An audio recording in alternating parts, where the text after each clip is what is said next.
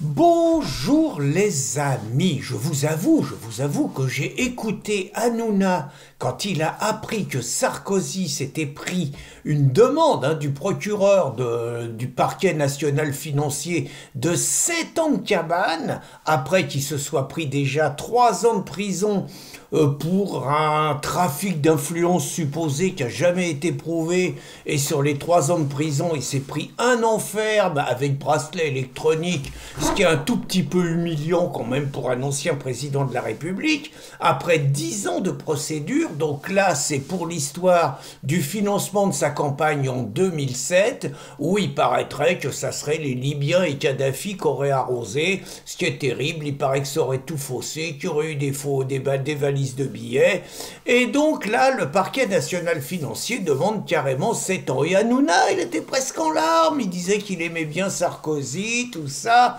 et que ça le révoltait. Je vous avoue, mon sentiment était plutôt confus, c'est-à-dire que je suis sans illusion sur l'acharnement absolument scandaleux de la dictature des juges contre Sarkozy. Sarkozy, il l'aime pas parce que c'est un mec de droite, il l'aime pas parce que quand il était président de la République, il a souvent critiqué le laxisme de la justice, et d'autre part, il l'aime pas parce que tout simplement, le parquet national financier, c'est un bidule qui a été créé par Hollande pour mettre des juges de gauche qui font chier les mecs de droite. Enfin, je veux dire, faut faire simple au bout d'un moment. Je vous rappelle que c'est le parquet national financier qui a court-circuité la victoire qui paraissait inévitable de Fillon en 2017 pour nous coller Macron. Et je vous rappelle que c'est eux qui ferment un tout petit peu les yeux sur Macron, et c'est donc eux qui s'acharnent aujourd'hui, hier sur Fillon, aujourd'hui sur Sarkozy. Donc j'ai plutôt tendance à être révolté par cette instrumentalisation politicienne de la justice. Mais, je me rappelle aussi que je viens de faire une recherche sur mon permis de conduire, et donc j'ai constaté sur mon permis de conduire, vous savez, vous avez en ligne, là vous pouvez voir le nombre de points qui vous restent, et donc j'ai constaté quand même tout ce que je devais au camarade Sarkozy. Et je vais vous en parler. Donc vous vous rappelez, alors Sarkozy n'est pas responsable de tout.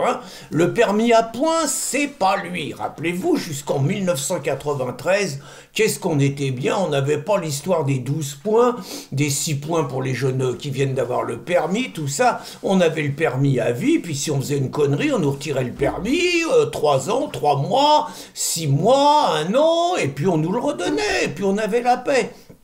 Permis à point, connerie d'un socialo. Georges Sarr, un mec à chevènement, un constipé, un mec qui buvait que de la flotte. Enfin bon, on peut pas faire confiance à des mecs qui boivent que de la flotte, quoi. Donc, cet abruti nous a collé le permis à point. Et 10 ans plus tard, donc déjà ça a été le début. Et 10 ans plus tard, autre abruti, Sarkozy nous a collé les radars. Ah superbe.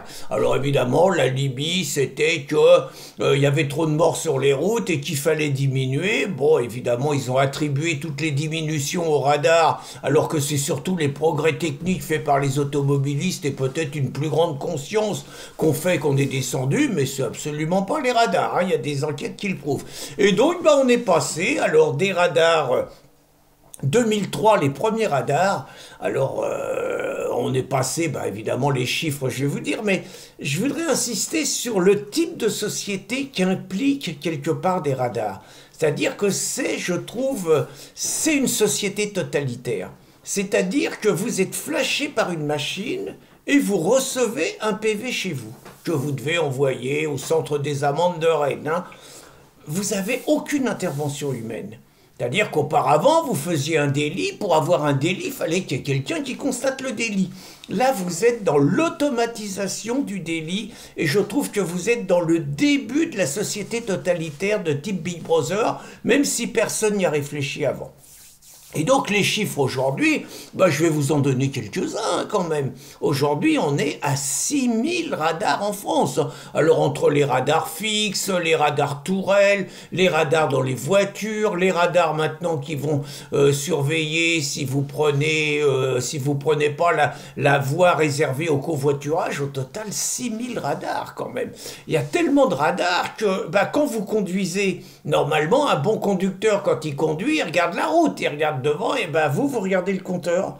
Parce que vous avez tellement peur de vous faire flasher, vous avez tellement peur de paumer votre permis, de prendre une amende, que vous êtes complètement obnubilé par le compteur. Alors vous allez me dire, ouais, mais les voitures modernes, tu peux bloquer la vitesse. Bah oui, Bouffi, mais tu bloques la vitesse à 110, mais d'un seul coup, ça passe à 70, à 90, t'as pas vu, t'es toujours sur le qui-vive, tu sais plus à quelle vitesse faut rouler. Très franchement, les radars, c'est un truc anxiogène pour la plupart des automobilistes. Alors ce qui est intéressant, c'est ce que ça ramène. Les radars, ça ramène 2 milliards d'euros à l'État tous les ans. Hein, ça monte évidemment tous les ans. Là, je crois que 2025, les prévisions par rapport à 2024, c'est 10% de plus.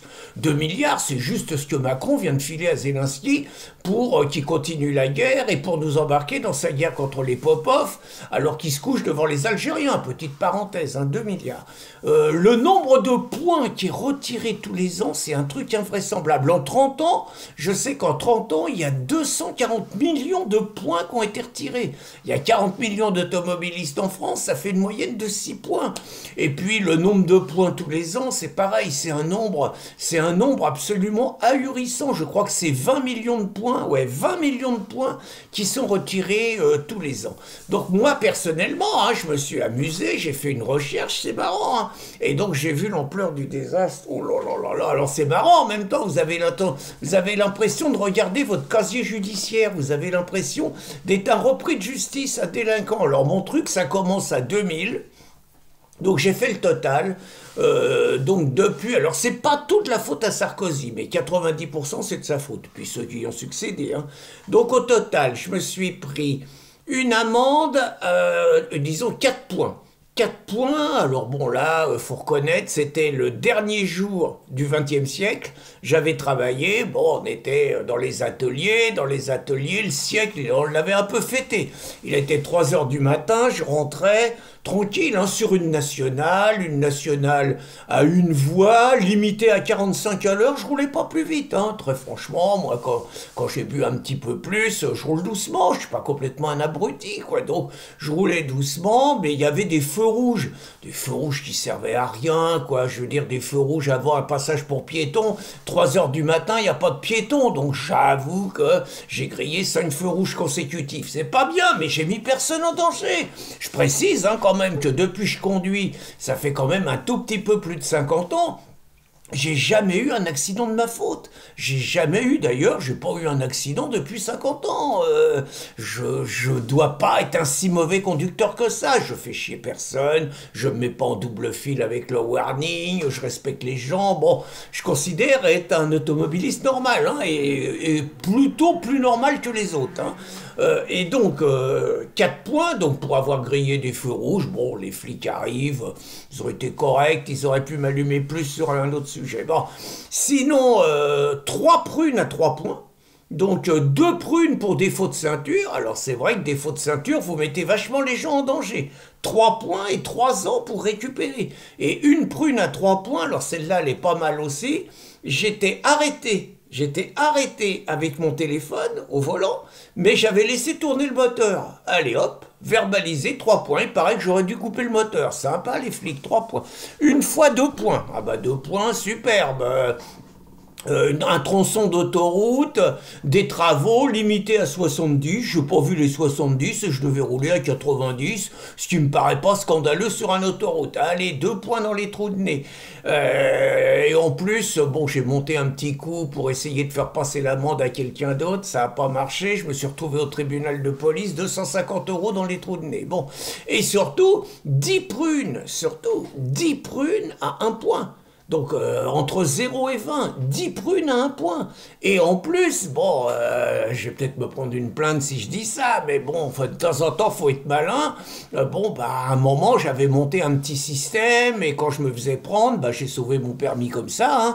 Je faisais passer la prune à quelqu'un qui conduisait jamais, et puis je lui donnais de l'argent, voilà. Donc au moins 10 points, j'ai fait un total, hein, j'ai fait un total. Je pense que tout ce que m'ont coûté les infractions routières avec les stages de récupération, 250 € à chaque fois, je pense que tout ce que m'ont coûté les infractions routières, je m'en sors depuis l'an 2000 à peu près entre 3000 et 3500 €. Je trouve ça scandaleux, je trouve que c'est un racket d'État, je trouve que c'est dégueulasse, et c'est pour ça que quand je repense à Sarkozy, et quand même, certes, ce qu'il subit est dégueulasse, j'en suis complètement conscient, mais de là à prendre la tête d'un comité de soutien pour aider Sarkozy à échapper aux foudres de la justice de gauche, il n'y a qu'un pas que je crois je ne suis pas prêt à franchir. Bonne journée les amis.